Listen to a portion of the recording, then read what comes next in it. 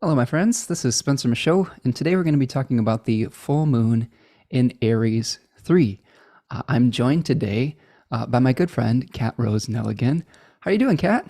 I'm good, thank you. It's an honor to be here. I feel like it's appropriate as you've got a son in Aries talking to you. Yeah. I sort of I was thinking about you for this full moon because I knew that you had that exalted Aries sun, so I thought you'd have some good perspective on this one for sure. If you're joining us here, let us know where you're coming from here in the chat box. I see we've got some people checking in from Finland. We've got an international crew here. We've got some West Coast folks. Very nice to see all of you, and I hope that we'll be able to give you some wisdom today. So, Kat, tell me a little bit more about yourself, your journey, some of the projects you're working on, because you've got some pretty exciting things in the hopper right now. Indeed. Well, I think so anyway. But yeah, so I've got into astrology a few years ago, not so I'm pretty new to it basically. But one of the things that has really captivated me recently is this concept of the daimon in astrology.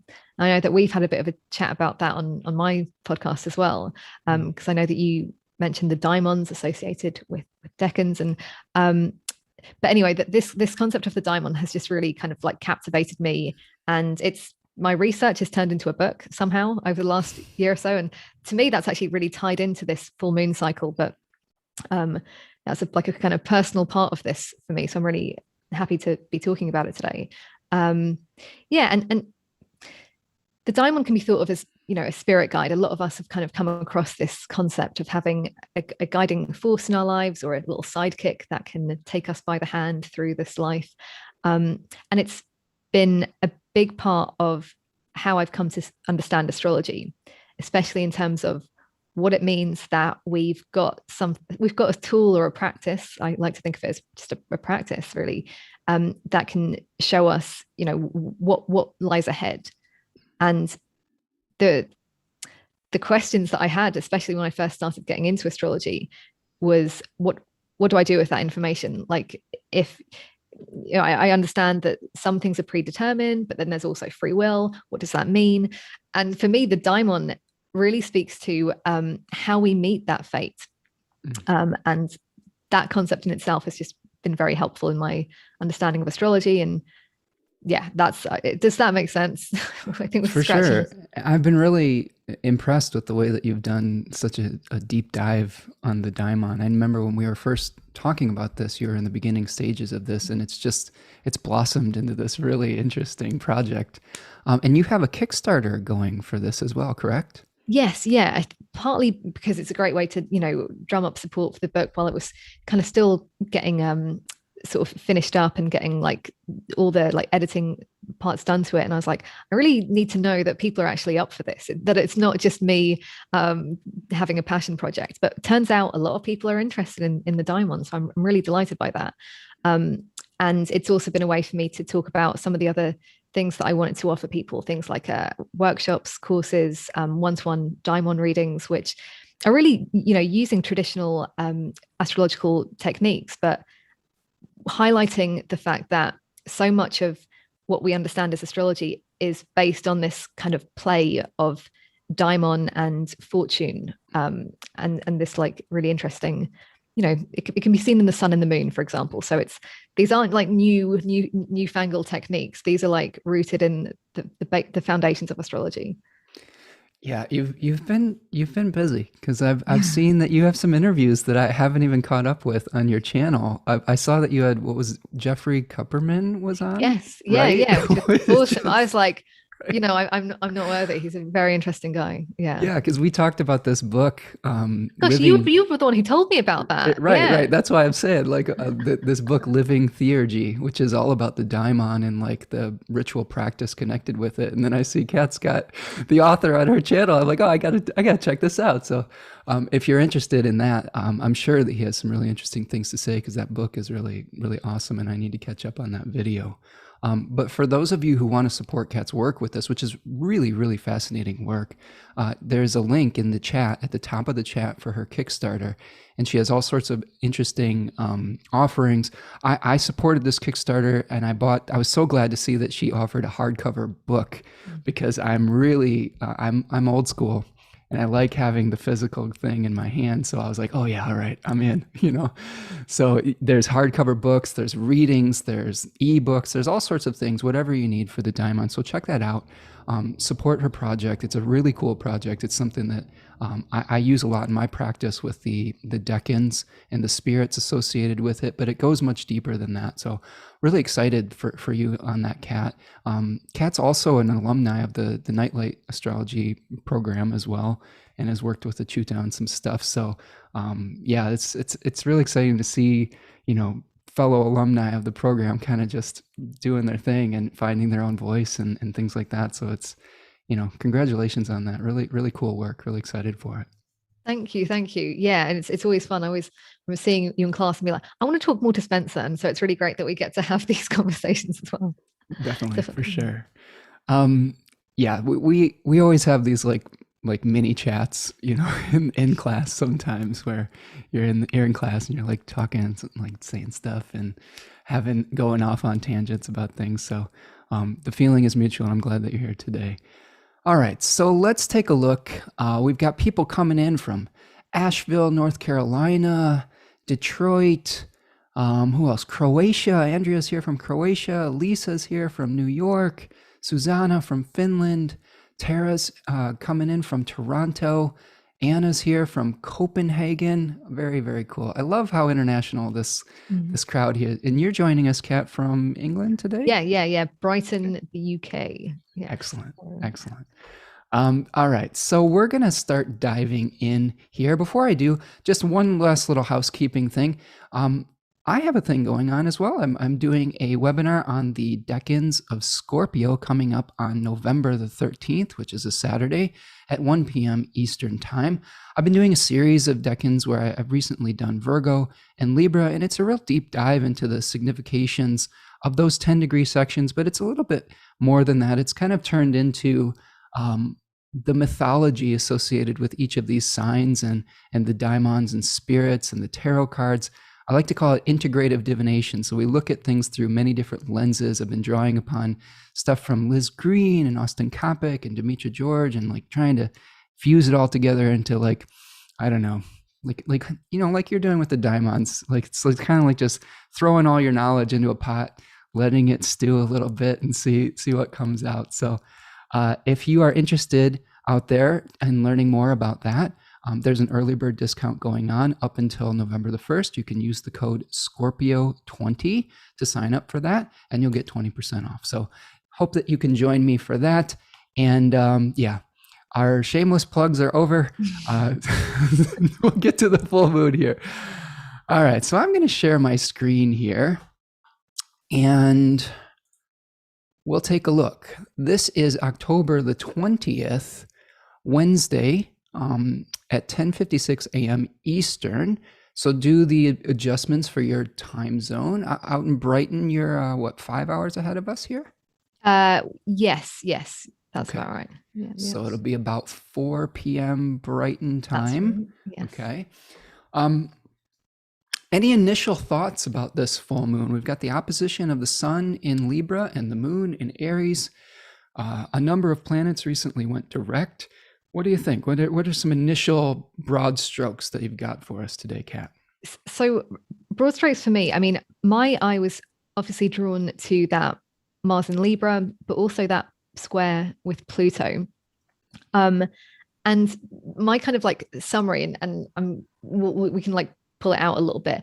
Yeah. But for me, this speaks to like some real built up tensions, resentments, even like trying to hold a lot of things down, trying to keep that peace. Like that's the sort of Libra side of this.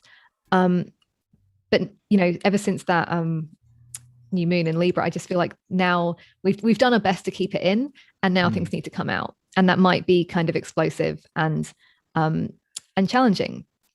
I also had like this idea of cutting ties, ending relationships, but also, sorry, I'm just going to throw a lot of things out. Yeah, yeah, Agreeing to disagree. yeah. And even, and I heard this in a song lyric literally a couple of days ago. Can we disagree to agree? I was like, what does that mean? And it just made me think of this Mm, idea of we might need to have some conflict if we're going to reach an agreement at all here. yeah. Um, so that's those are some of where I'm at right now with this.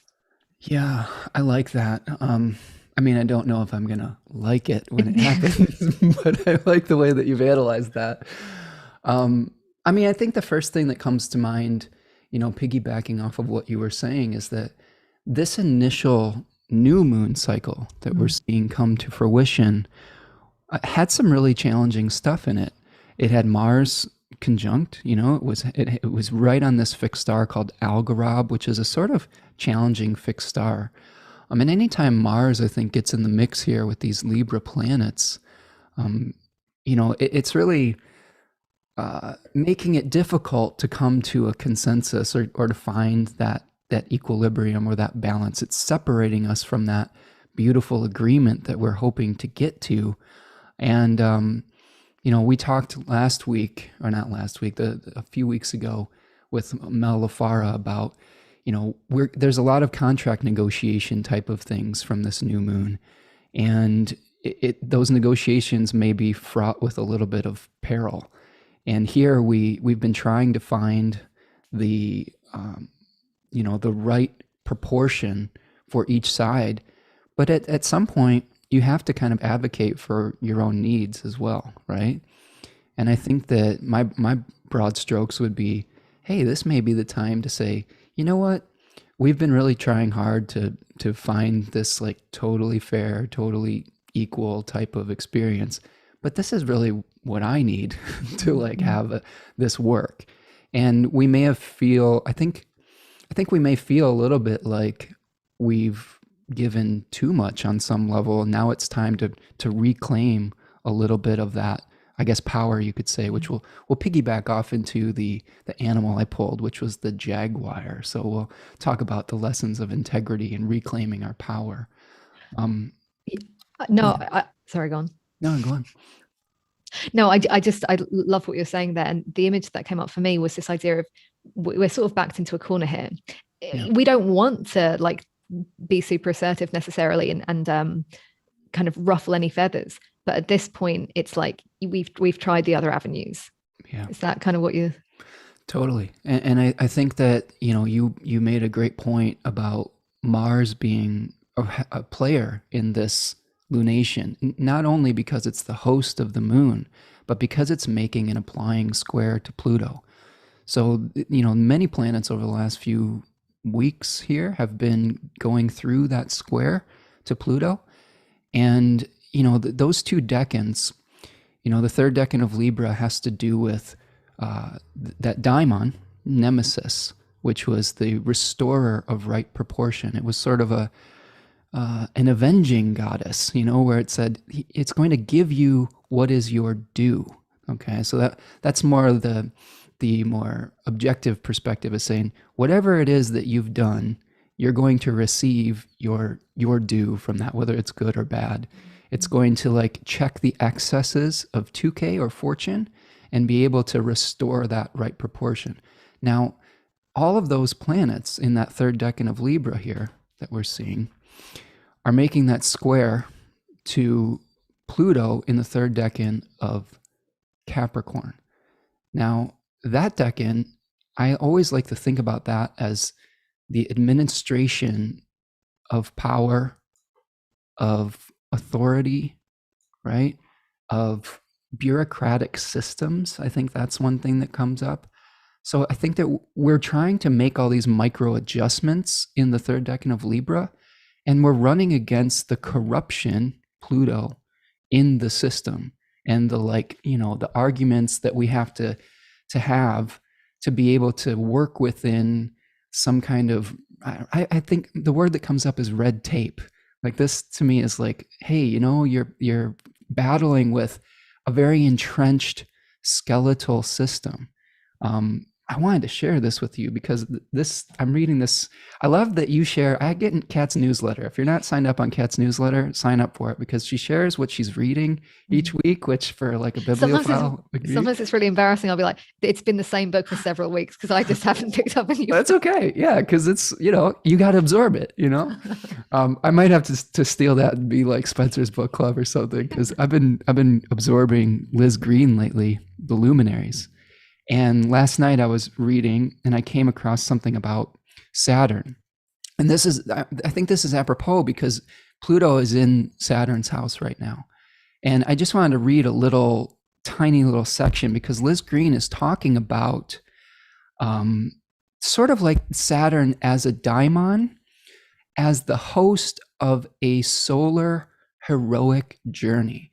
So in this book, she talks about the moon more as like a instinctual awareness, more related to the body, more related to an environment. But she talks about the sun not necessarily as character, but as this like, kind of Joseph Campbell-esque hero's journey that is informed by the planet that hosts it. So in this journey with the sun, we have Venus informing the journey, right? In Sagittarius, maybe we're on a journey for truth, a journey for belief, and it's conjoined the South Node, so maybe we're letting go of some old beliefs to move forward. But with Pluto in Saturn's house, she talks about Saturn as she brings in myth so well, and she talks about both the castration story of Saturn and Uranus, who is Saturn's or Kronos' father, Uranus, where he castrated his father and then his genitals fell into the sea, and from that castration was born both Aphrodite and the Uranes, who is the daimon of Libra 1. They were basically these monsters that people prayed to punish criminals that went uncaught or something of that nature. So the interesting thing that she says about Saturn, though, is that as castrator and as the swallower of children, we are by castrating, we are eliminating future possibilities by concretizing something, by bringing something into form and into structure, into law, whatever it is. We're saying, okay, we're going to eliminate all the other possibilities and make this thing real, right? And I thought that was so brilliant, the way that she was talking about that. And then she talks about the swallowing story of where Kronos was swallowing his children, and then eventually Zeus, allowed him to throw them up and liberated them. But I think of Zeus as creating an even maybe future possibility, whereas Saturn is saying, I want the status quo. I want to keep these laws solid and stable. I'm going to swallow future possibilities and say, no, I'm not going to allow myself to change, right? It's like trying to stave off change on some level, right? Yeah, no, it's interesting. I mean, as you're saying that, what I was thinking of is a bit of a conundrum with Libra, which is by saying yes to one thing, you're saying no to everything else. Yes. And I think Libra doesn't want to do that, which is interesting because Libra is the exaltation of Saturn, but right. I'm tying my brain in knots here, but that's interesting. Yeah, go ahead. I did also want to talk a bit about Jupiter in this mix because for me, especially that Mars Jupiter trine, which is also part of this, a sense of like ramping up that sense of what is right, like almost self-righteousness, which it kind of ties into that Pluto story as well, because let's say we come up against this red tape. I mean, everyone seems to have an opinion about, whether it's the government or like how are things being done in the world right now. That's more maybe more so than at least in my life ever before. So again, that kind of question with Jupiter of like, well, Jupiter at this full moon will have just turned direct, and I feel like there might have been some questions or doubt still in our minds, but by this full moon, it will be like, well, I wasn't sure, but now I am, and now I have to make a choice. Yeah. Is that making sense? Absolutely. There's so many planets that have been reviewing processes lately, with Hermes, Mercury being direct and going Cazimi, Mars was Cazimi, and then we recently had Saturn and now Jupiter turning direct. All on the 2 days before this, Mercury and Jupiter are going to be turning direct on the same day. It's going to be a big day. Yeah, That's going to be Monday, the 18th. And I like what you're talking about with finding clarity, where we've been weighing in Libra style these two different options, these two different directions, maybe even more than one direction or more than two, I guess I would say. This is one thing I talked about in my Libra Decans webinar and this was piggybacking off another Liz Green story where she was talking about myths with people that had to make really difficult choices. And one was the myth of Paris, who had to choose and give the golden apple to the fairest of the three goddesses, Hera, Aphrodite, and Athena. And this was Liz Green's great point, though, is she said that Paris, it's not that Libra, aka Paris, can't make a choice. It's that he's nervous that when he makes a choice, he's going to feel the wrath of the one he didn't choose. Do you see what I'm saying? And I think that to me might be Libra in a nutshell. It's not that they're just wishy-washy indecisive. It's that they are actually really considering the ramifications of the choice that they are making and what they are rejecting. Does that make sense? No, completely. So I think that, with Pluto in this Saturnian place and with Saturn itself being very strong and Jupiter being in that Saturnian house of Aquarius as well, there is some castration that is happening where we can't pursue every single option. And that's going to, have ramifications. And some of them might bring up some really difficult buried feelings. I think that's what I've been thinking about Pluto lately is, I sound like a broken record, but it's the plunger. I used to think of it as just the clogged toilet, but it's both the clogged toilet and the plunger. It's saying, all right, it's time to clean the shit up. Beautiful. Right? So I think we may see an overflowing toilet in some area of our life that needs rebalancing, that needs micro adjustments, which I think Libra 3 talks about. Austin Coppock calls that decan a gyroscope. So it's all about these little minor equilibriums that we're trying to stay balanced within, and sort of an eye of the hurricane type of energy, where I've been talking to a lot of Libra clients that have these placements. And one thing that I advise them is that you may find yourself in situations of chaos often. And instead of always looking for the external environment that is peaceful, you, by being able to find the meditative peacefulness, Four of Swords, will be bringing the peace to the situation. You are the force that will bring equilibrium and will bring balance and restore right proportion, like the goddess Nemesis. And I think that clicks on some light bulbs for folks sometimes.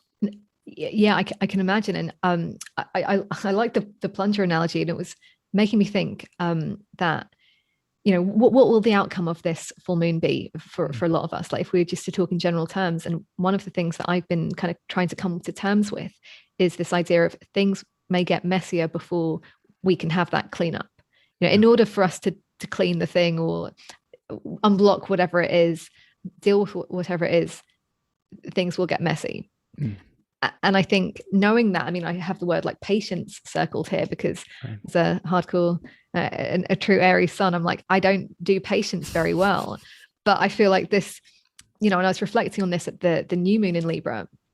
And one of my sort of takeaways there was, okay, I really need to be patient through this. I need to tread carefully right now, because the full moon will be a kind of reckoning in many ways. Yeah. But the story is the same. I still think that story has a lot to do with, has a lot to do with a lot of things, but patience was one of the kind of keywords for me.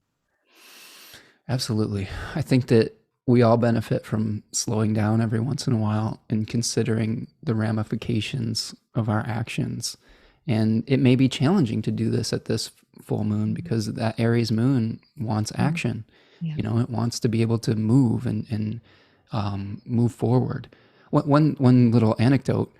I was looking up in my journal because, and I highly recommend if you want to learn astrology, write the aspects in your journal on the margins, and then write your experience, and then you can look back and say, okay, what was going on in my life when this aspect was happening? But this exact aspect, Mars in Libra squaring Pluto in Capricorn, happened roughly 2 years ago, I think.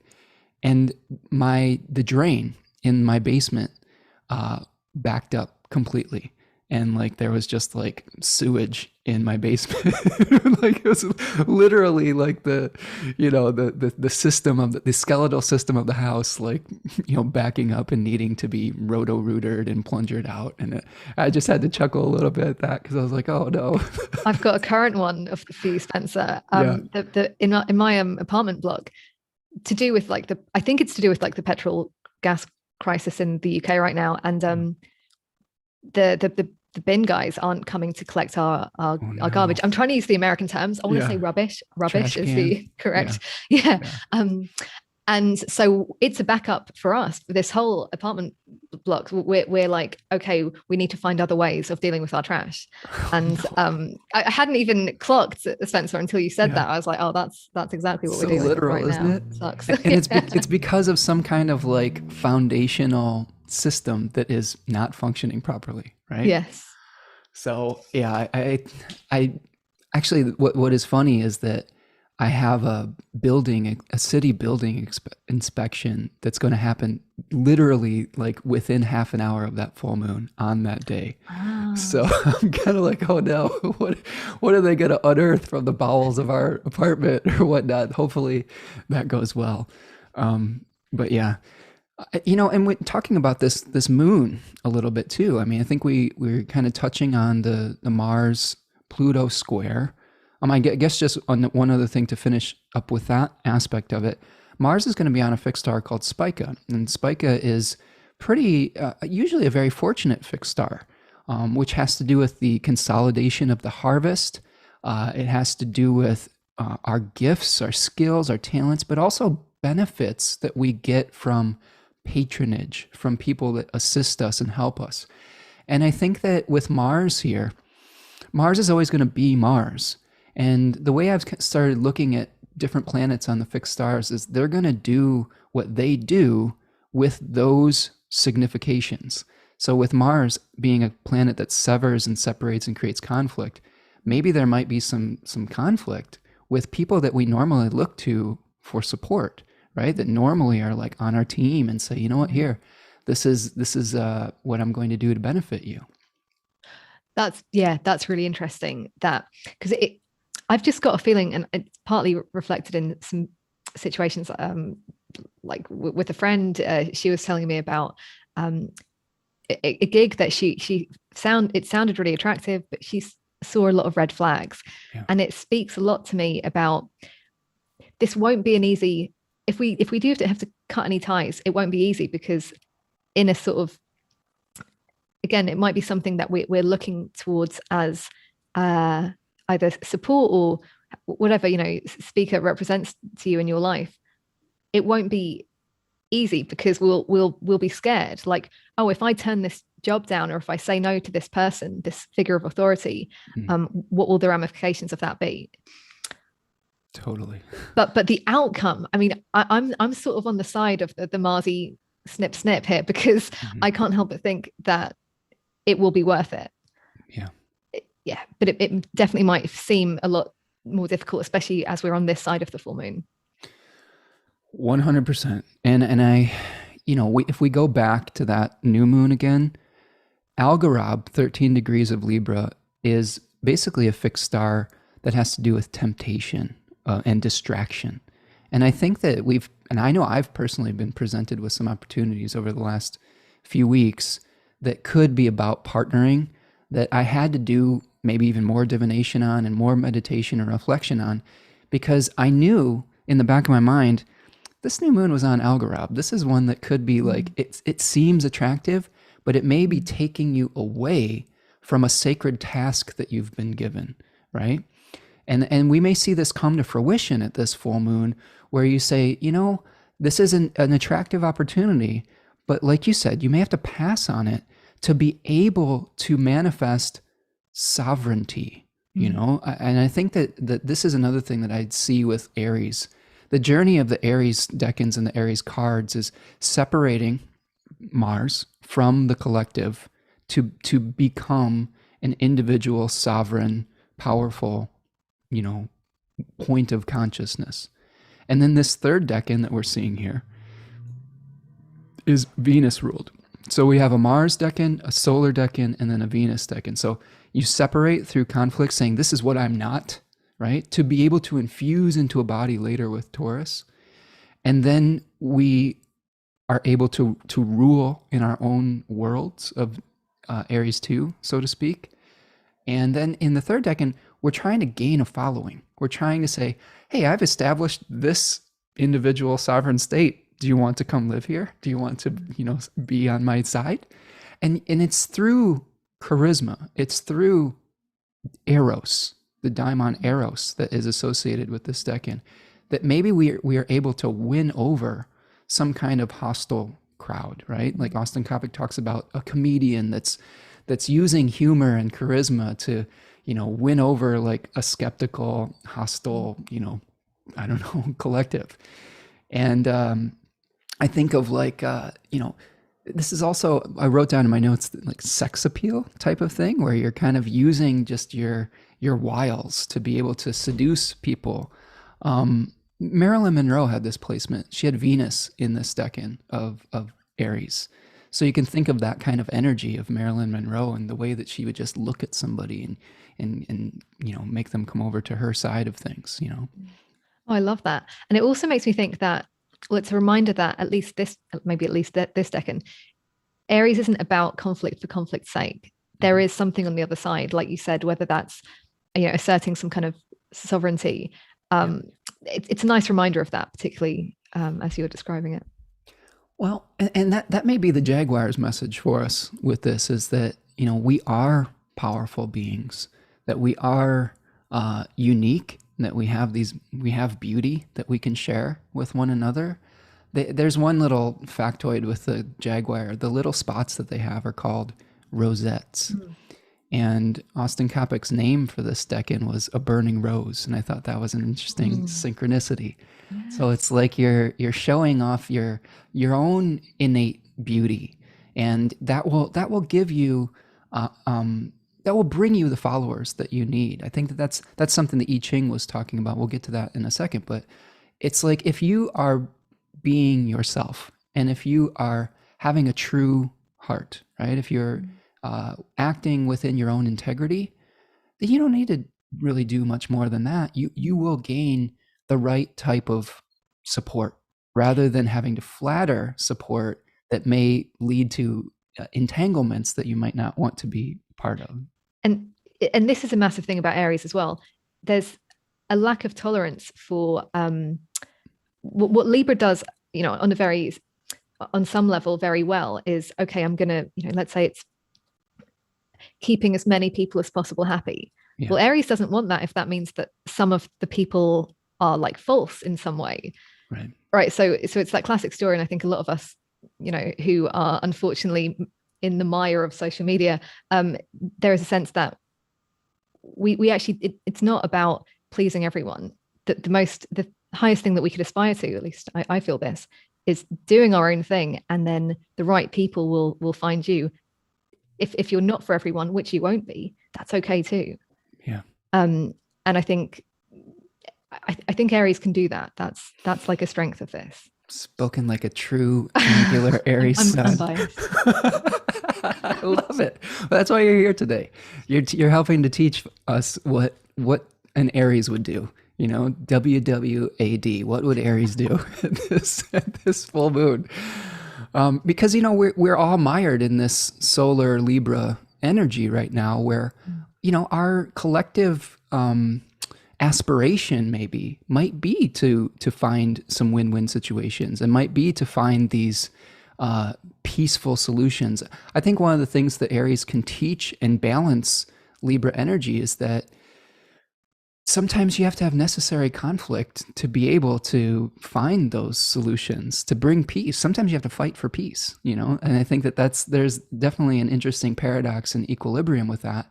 And here's, I think, one of the keys that I learned from my deep dive in Libra is that if you don't advocate for your half of the, you know, contract, that will eventually breed resentment. And then that resentment is going to eat you alive inside and eventually lead to future conflict. So by embracing the necessary conflict in the beginning with your authenticity, you avoid future, bigger, nastier, you know, more maybe even passive aggressive, challenging stuff, right? That's the beauty of Aries, is sometimes you just get it all out on the table and like, all right, take it or leave it. Fuck you? Okay. No, like, you know, like, okay, that's okay. I'm fine. I'm just going to go do my thing. I don't mean to be crass about it, but that seems like what an There would Aries would definitely do. be a bit of potty mouth with Aries, yeah. Right? Yeah. It'd just be like, you know, okay, shove off. All right. I'm just going to go do my thing. Thanks for coming to my TED Talk. Right? No, and I loved what you flagged up that question of resentment, and that was a key part in that friend that I mentioned earlier. I was like, don't say yes to this because you will resent it. Like, Yeah. it sounds attractive now, but and you don't want to. I mean, the big part of it was, oh, I don't want to let anyone down. Right. And it's like, that's a great intention, great, lovely, like Venusian intention, but it was like, you know, I can see you resenting this down the line, and it will be hard initially to send that email or get on that call, but the outcome will be so good, and that's, it just keeps coming. That's just so my take on this full moon is the outcome will be worth it. Yeah, I feel it. And I, you know, like I said, I've had a little opportunity I've been wrestling with over the last week or so, where I had the opportunity to partner Libra style with somebody. But, you know, after considering it, what I had to think about was I actually have a lot on my own plate right now, and I don't think I would be able to take on more, number one. And number two, I'd gotten into situations like that before where, you know, I'm a Leo ascendant, so I kind of like being my own boss, you know, like, where I know that eventually I'm going to be like, oh, I want to be the, it's not that I can't work with people. It's that I would prefer to be the final say. Does that make sense? Yeah. And 100%. like, I think that's sort of maybe a little bit of an Aries thing too, where it's like, we can work with people and delegate and have some partnerships, but at the end of the day, it would be easier if we just like had the, you know, okay, well, yeah, that's fine, but we're going to be pressing the final go button here. And you don't want to risk that getting to that place where you have to have that, right. you know, that conversation. I mean, regardless of sign, it's like, I think it's the solar thing, and that's what I think Aries and Leo can both really relate on. Yeah. It's like, we are, yeah, anyway, can continue. Well, and I don't even think it's necessarily a power thing. I think for me, what it is that I have a certain standard and belief system that I want to infuse in all of the work that I do. And I'm really stubborn about compromising that standard. And I want to be able to hold myself to that standard and that, like, you know, belief system without having to dilute it. And one thing I have found, and this is something that I had to wrestle with, is that every time I choose myself and my integrity, there's two things that happen. One thing that happens is that I can feel good about that, number one. But the second thing that happens is that it may slow down the process of growth, because maybe these opportunities could, you know, have a momentary boost, but at the end of the day, then I'll not feel good about it. And I think that you have to overcome that impatience to be able to stay true to your original vision. Because eventually, if you're true to your original vision, to me, the definition of integrity is having a similar expression of who and what you are and what you feel inside and your outer expression, right? And if you keep true to that vision, I think what we're both saying here is that you will attract the right people. You will attract the support that you need because they know that they can trust you to be true to that vision. And that's Eros in a nutshell too, is There are two arrows that Eros has. One is a golden tipped arrow that inspires passion, lust, and attraction. But there's another arrow that's made of lead, and this is something that people don't necessarily recognize in this story. And that creates disgust, that creates repulsion, and he had the ability to do both. And I think it's really fascinating to see that both of those things might be active during this full moon. Oh, I love that. I mean, it makes me think of like Venus generally anyway, because it's not just what we love, it's also what we don't love. Right. Yeah, that's Because you're going to have to say, you know what, this is me, but this is not me. And that's okay. You can figure out what is you and what is not you. And then we can allow each other that, that's where you were talking about agreeing to disagree or disagreeing to agree. Like, I mean, I think that what it really boils down to is that this is a multi-dimensional universe, and there's a lot of different ways to be. And there's a lot of different ways. There's unlimited ways for the divine to express itself within the collective. And it's all unique. It's all fascinating and interesting. And we may not agree with every facet of it, but that's okay, because that's part of our journey of individuation, our solar individuation, right? Yeah. I really love combining planets with their domicile and exaltation lords to get like a vibe of a sign. and I Go ahead. no, go on.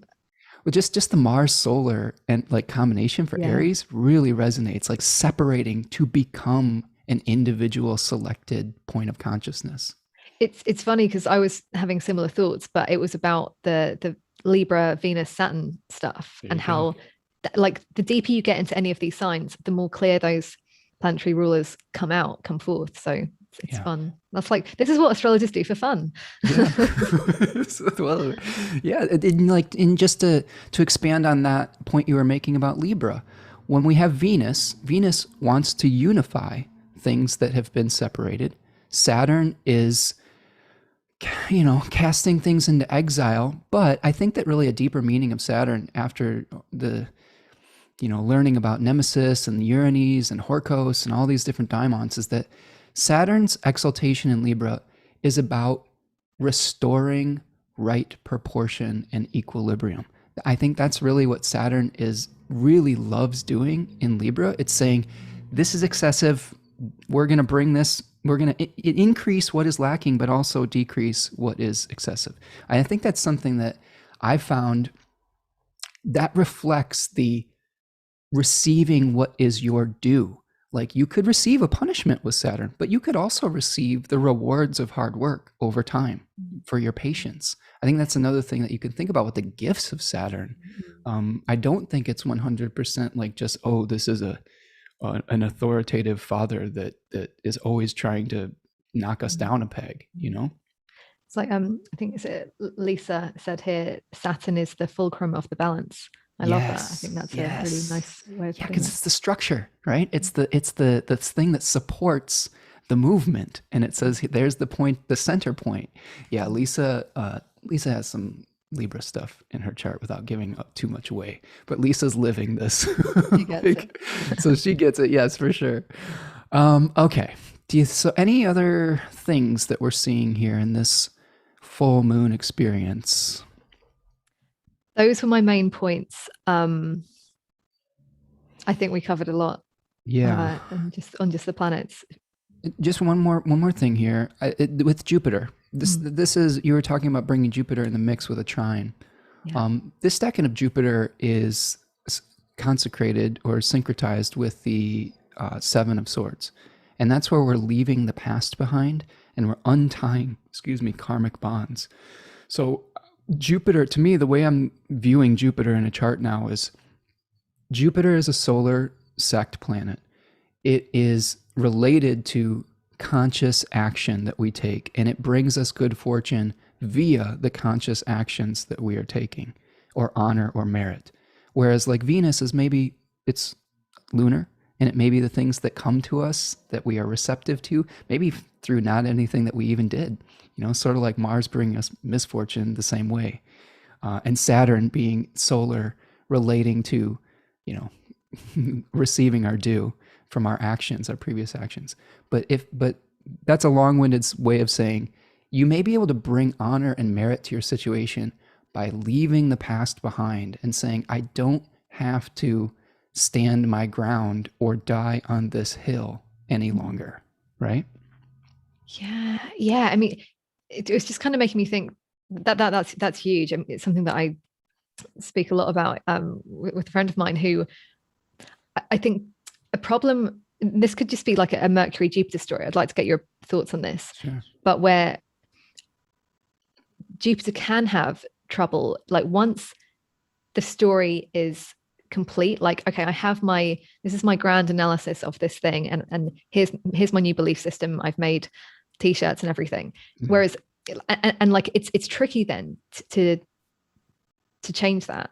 Whereas the Mercury story is it never existed in the first place. We never had that.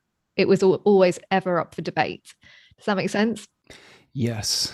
And I think that brings in the host of the Sun and Mars right now too, with Venus on the South Node, which is saying, hey, maybe it's time to let go of an old belief that you're hanging on to, so that you don't like say, well, I said it, so it must be right, type of thing. Like, I think that's a Jupiter type of experience too. Like, well, I believed that in the past, so I've got to, stick to this.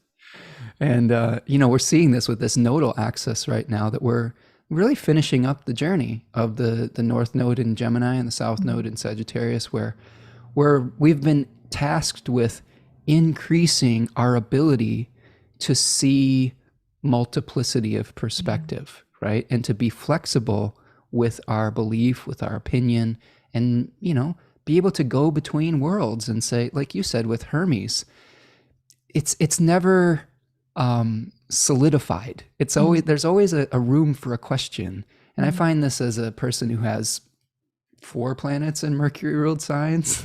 I'm always asking the questions. Like, I have a real discomfort with making declarative statements and then not asking 10 questions afterwards. I think you probably saw that in class. No, it's funny because I made this point today. I think it was in preparing for a client reading, but I was like, oh, this whatever it was it an aspect or a placement? And I was like, this is the kind of thing where answers to questions breed more questions. And yeah, that's what that's making me think of. And I don't think that's a bad thing. I get mad frustrated with it because I'm a moon in Sag, my partner's super mercurial, and I'm just like, yeah, but I that's not the grand thing that we agreed to last Tuesday. That's not the grand vision. It's changed. How terrible. Oh, that change, it's gonna get, that's the one thing we have to accept, isn't it, on some level? One other little interesting factoid that came up when you were telling that story is the new moon on Algorab. Algorab has some significations with dishonesty and like gossip and things of that nature too. And there was a news cycle here in America about a football coach whose emails had been leaked to the media, where he was saying a number of very racist and homophobic type of things. And I looked up his chart. His name's John Gruden. He was the coach of the Los Angeles Raiders. And he had Mars. Guess where he had Mars? Guess where his Mars is? I don't know. South Node? What are you going to say? 13 degrees Libra on Algorab, where that new moon was. Right, sorry. Right? So he had Mars exactly on that new moon that we had a Mars cazimi, a Mercury cazimi, and it was exposing his like, behind the scenes nefarious like finger pointing and like blaming and all of the negative things associated with Algorab. But I thought that it was fascinating because these were old beliefs that he had to flush down the toilet, basically, with Venus here on the South Node. And that was the host of all this Venus stuff, is that he had a belief system that doesn't serve anybody at this point.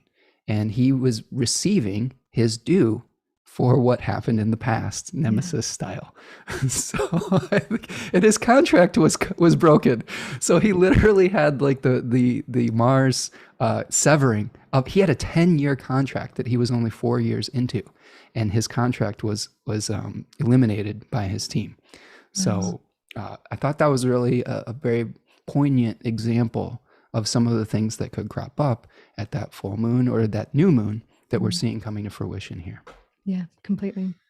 Okay, so I'm going to check the chat. Any interesting questions, comments here? We're just getting a lot of excitement for... I think we're trying to make the hashtag WWAD. What would Aries do? What would Aries do? Let's make it work. Yes, let's put that out there if you want to use that. Sponsored by this full moon. That's right. So if we move forward a little bit to the 28th, I like to kind of touch on a little bit just like the quarter moons when we're doing stuff here. So here we're seeing a last quarter moon, which is generally a point where we are reevaluating, where we're having some kind of existential crisis after the full moon energy.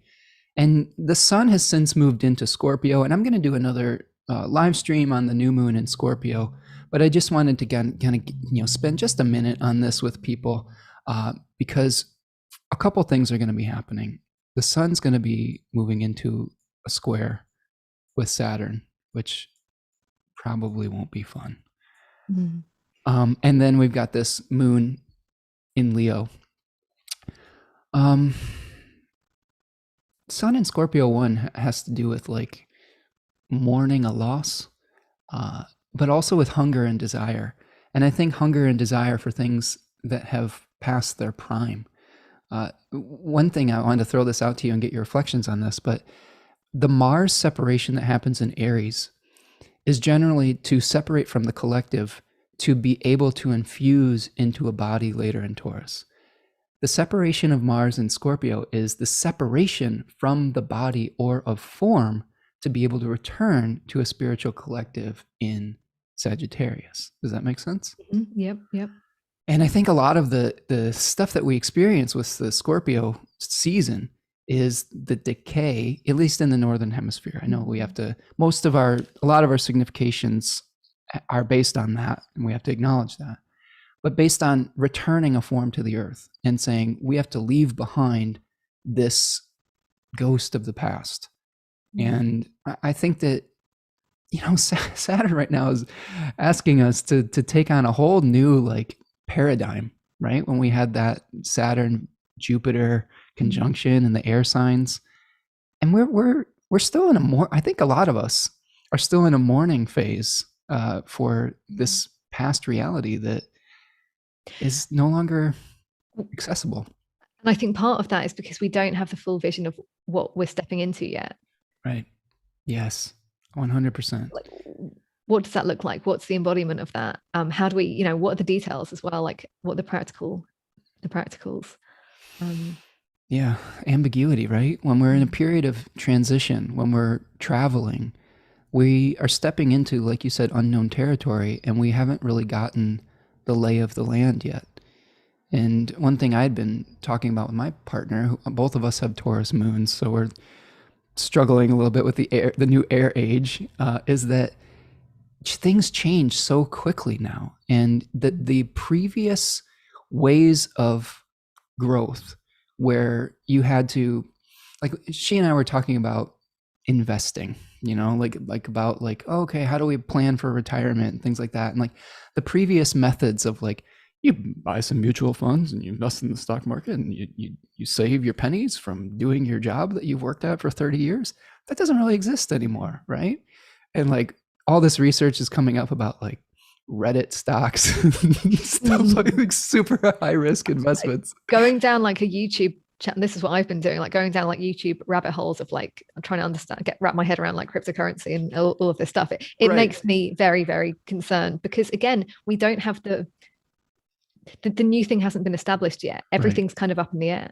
Yes, I 100% agree. And it's making my head spin trying to, as someone who's fairly risk averse, trying to figure out what is this new air consciousness, like cryptocurrency, which is the epitome of like the new air paradigm, where there's no centralization. It's not a solid thing. It's just like literally in the cloud, and it's all over the place.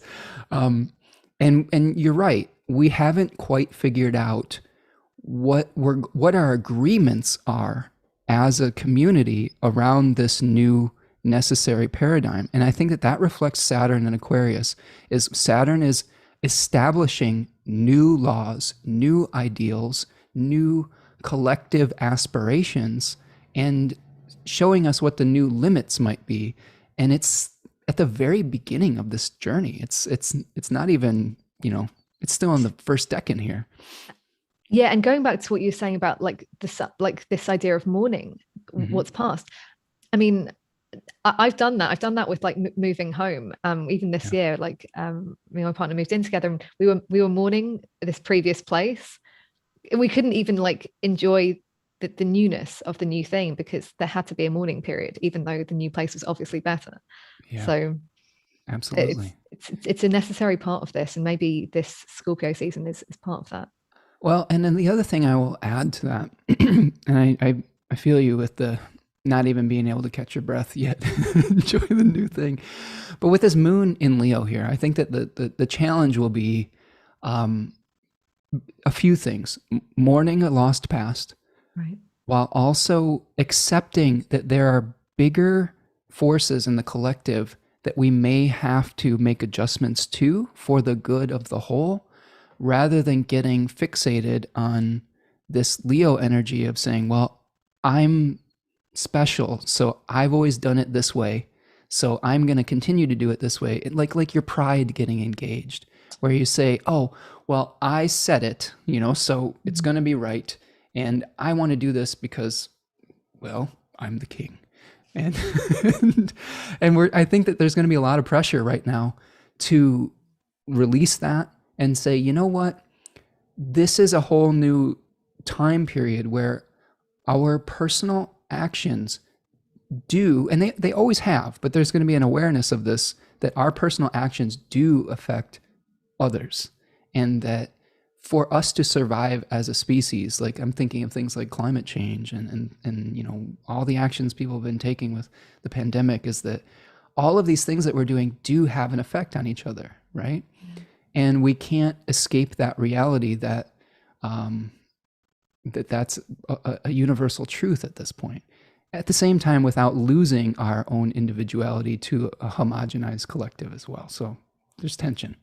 No, that was interesting because I was finding my mind was kind of coming to the conclusion that you were like literally you were saying it, and I was tying it back basically to this full moon, in that let's say we've made a decision around this full moon on a really basic level, going back to my thing about like cutting ties or like asserting, basically like self-assertion.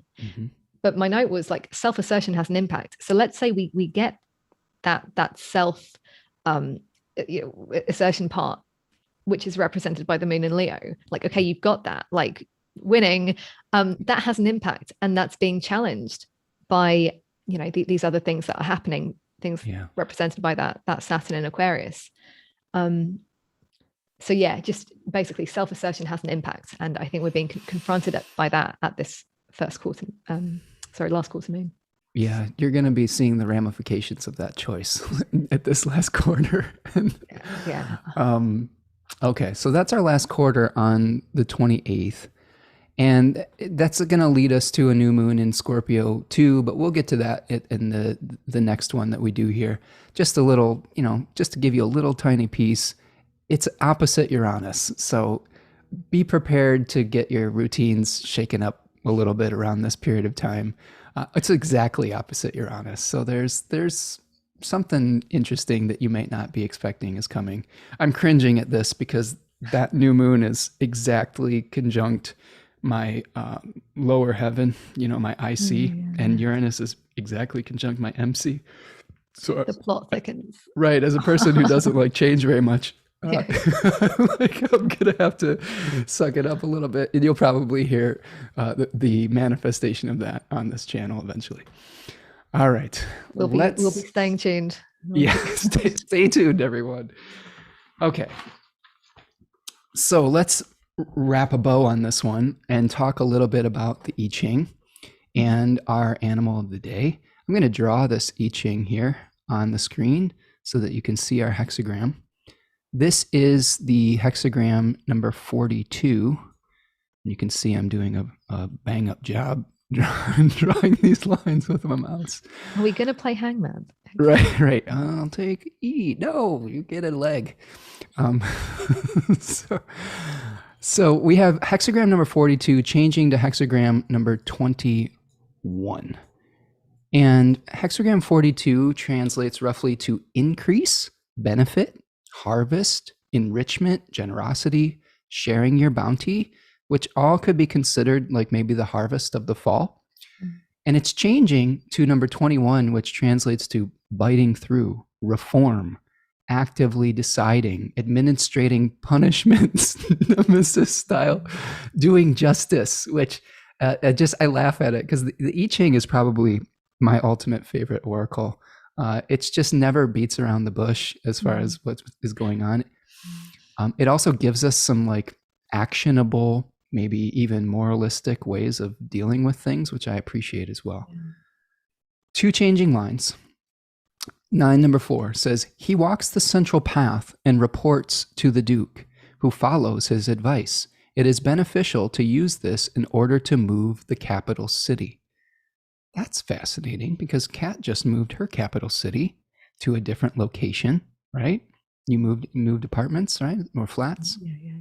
So this could reflect to maybe finding yourself, some of the notes that came up was finding yourself in the role of a mediator, but making clear how both sides can profit using your charisma and humor, like for Aries III there, being reasonable and fair-minded, and it's time to move forward into a new beneficial situation. We've really been talking about a lot over this 2021, leaving the past behind, untying your karmic knots, being true to yourself, and taking the leap into the unknown, right? One more changing line. If you are sincere and have kindness in your heart, you need not ask. Supreme good fortune. When there is sincerity, kindness is your power. I like that, right? So what you're doing out of the goodness of your heart without thought of gain will nevertheless bring you influence and recognition. Acting without guile, being sincere and kind. If you work, all of it's going to work out. If you're true to yourself, if you're being that sovereign Aries individual, right? Yeah, I love that. And it really ties back to what you were saying. We were both talking about with, being true to yourself, despite the fact that that might not please everyone. It will please the right people, and it will, in the grand scheme of things, the scales will be balanced. I think having trust around that. And the word that I've kind of got circled, which I'm going to be meditating on, which you said was sincerity. I really, really like that as a kind of little mantra for this full moon. For sure. Susanna in the chat is telling me that I forgot to put a line in the hexagram, so I am thanking her with my here. I was like, no, do like a self-portrait or something. Right. I'm going to embarrass myself because Susanna is from Finland and she is a master painter, actually. So I'll do my little stick figure of her here where, it embarrassed myself. And, this is my little Susanna right here. The Zoom art at its finest. Right, there you go. So, it's funny. Oh, we're getting a little punchy and cheeky here at the end of the thing. So, all right. So, yes, I agree. True to yourself. Authenticity is the key. Just being able to be yourself, work out of the goodness and kindness of your heart. And then that will lead to the reform and the breakthrough, I think, and the rebalancing and equilibrium that you're looking for. And then the last thing we have here, I think we've talked about this a little bit, but the jaguar, and the jaguar is a alpha predator. It's like the king of the jungle on some level, and it's very stealthy though. So I think that this is something where you don't really need to announce everything like super loud. If you're pursuing something, maybe it will be more beneficial to stalk it in the night, right? Like Yeah. secretly. I know that you talk a lot about creativity. I love the way that you incorporate the creative process. And one thing I've learned with the creative process, maybe you can expand on this, is that sometimes you have to protect it like a cocoon, you know? Yeah. And yeah, go ahead. Oh no, it just made me think about like the phases of different people have different theories on this, but you can think about creativity as happening in phases. Mhm. Um, and there's definitely a phase for, you know, getting your stuff out there and getting different people's opinion, but there's definitely also a phase for like incubating that and protecting it, as you said. Yeah, because then what you're doing is you're saying, okay, I'm committed to this without external interference that Mm. might cause doubt, before it's birthed. Because you're not gonna, back in the day when you had a baby, you're not gonna let every single person in town like come over and like sneeze on it, you know. Right? So you want it to survive, you're gonna have to like say, okay, we'll see you in a few weeks, and this little thing needs just our attention and our nurturing right now. And that may be another part of this message as well too, is that if I think a lot of the times we put things out before we're hatched a little bit, Mhm. and we allow other people's opinions to cause doubt and to cause us to question what we're doing. And I think that that may be part of that Aries moon too, is keep something back for yourself so that you don't necessarily have to have everybody's input on this project. It's okay to get some input at some point, but to really be true to your integrity, you know, you got to hide it away from the world. It doesn't have to, be on display all the time. And I feel this with as being a second decan Cancer sun, is I'm all about protecting my little creative babies until they're ready to flourish. Yeah, And it then, makes, yeah, sorry, go on. no, no, go on. Just it makes me think about I often do this with these moon circles that I hold, and I talk about what stage of creativity are we at in terms of the different full moons and different signs. And Aries is like we're beginning something fresh, blank Mm, sheet of paper, but that is that phase in creativity where we don't want input.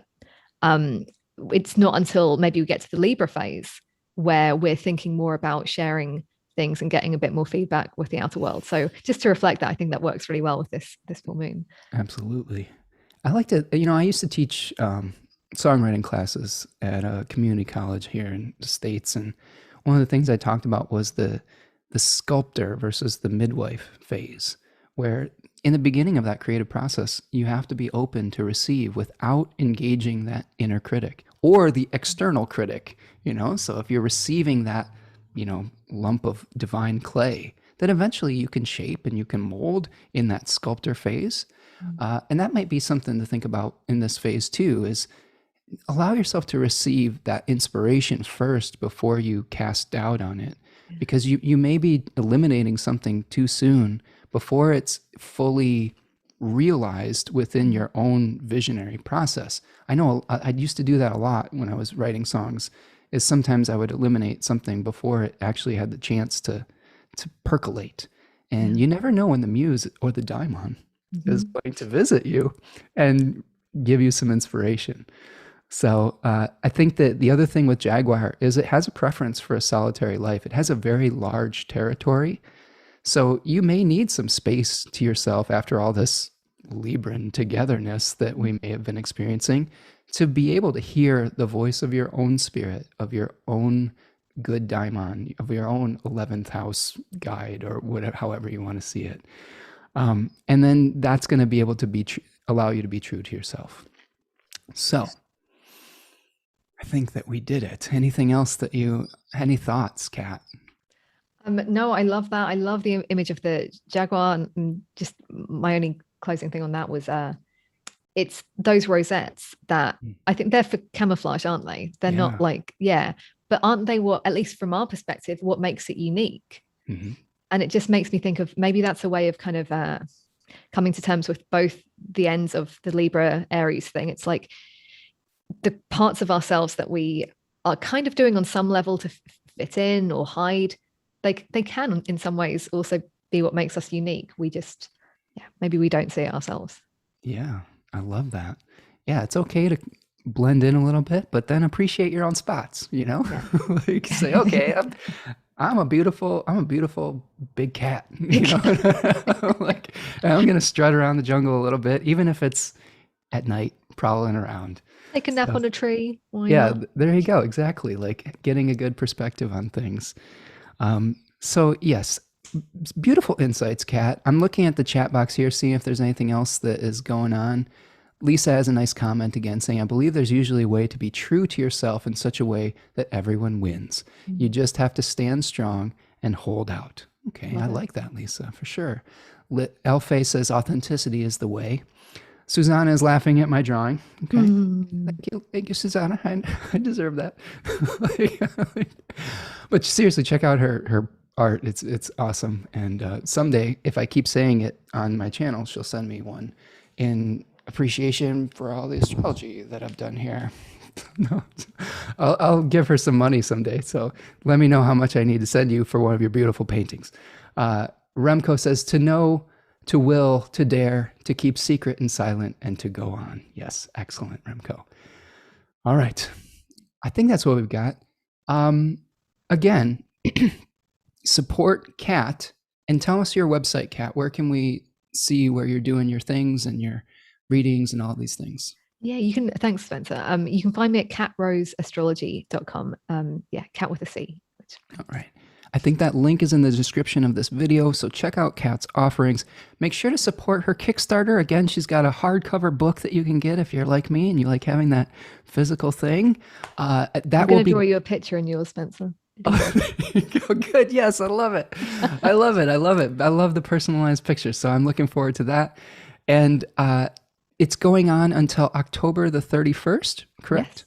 Okay, so you have until October the 31st to support Kat in her visionary daimonic work here. And again, I'm offering a Scorpio Decans webinar that will be on November the 13th, so you can sign up for that as well. If you are enjoying this channel, a few things that you can do is hit that like button. That really helps the algorithm get out to more people. If you are new to the channel, welcome, and please subscribe so that you can know when we're going to be live again.